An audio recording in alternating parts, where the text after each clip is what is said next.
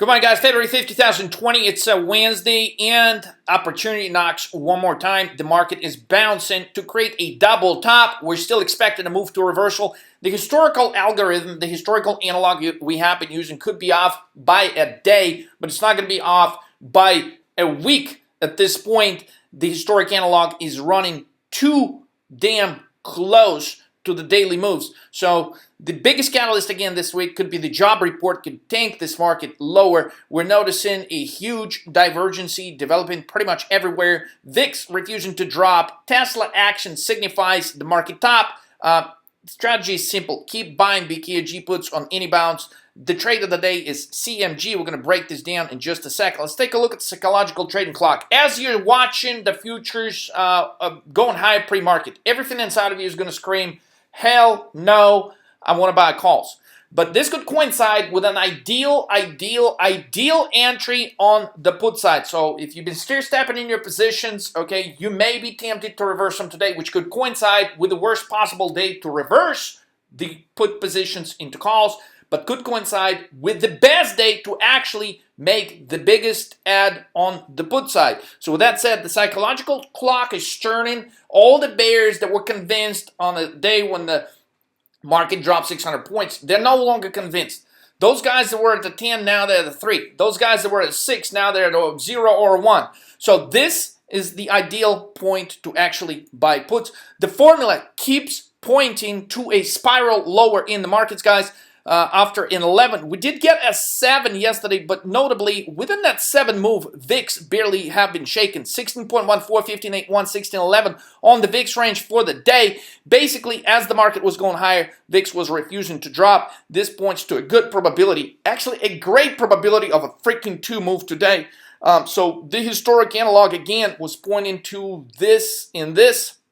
And again, we could be maybe 24 hours off somewhere here, but expect this candle to actually happen today and expect this to still materialize. So stay strong, as difficult as it could be when you're observing the price action today. Here's how it breaks down the chart. Double top could be created right here. So start shorting the market about at the open. Damn it, I'd start shorting it at the open.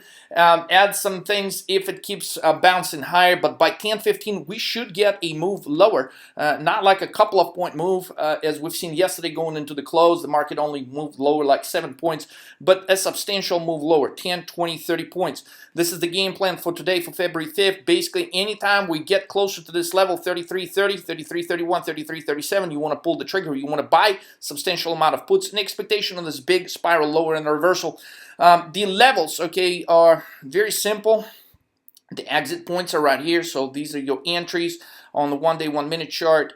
As we approaching this move higher, guys, this is actually a 10-day chart, 30 minutes to help you visualize. This was the top that was set not so long ago within the last 7-8 days. We're likely to revisit that, especially if we don't quite hit this 33.37, guys. This tells you indeed the market is about to crash. CMG buy 900, 890, 890 strike puts at market open. So far, we're observing this very low volume trying to bounce the stock higher. The stock has had multiple tons of upgrades. Look, nobody's going to go eat out if the coronavirus is hidden. So ideally, you want to short this on this earnings report.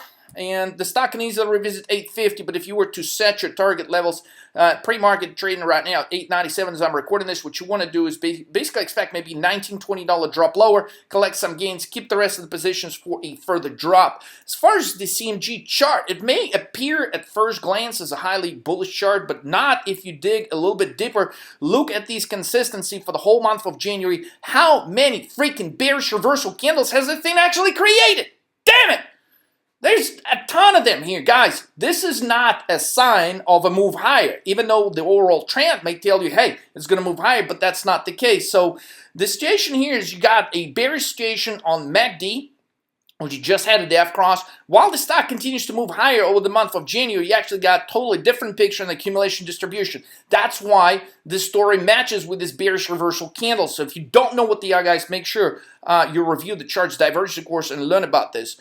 RCL is still a great trade. Yesterday on the bounce was an awesome entry. It dropped within 50 cents to our first target price, literally about $7 drop, but it's bouncing pre-market catch that entry. It's going to be another great entry on that. And short BKNG on any bounce, guys. February 4th, yesterday was a Tuesday. We had a market move 7. This is how it looks on the chart. A bit of a behavior of an 11 going into the close and 6. But overall, this move lower at the end of the day is not substantial. However, it did happen on pretty strong volume. 2-day sequence is 11-7, 11-7. This is how it looks on the chart, on a 2-day, 2-minute chart. 5-day sequence, 9-4, 3, 11-7.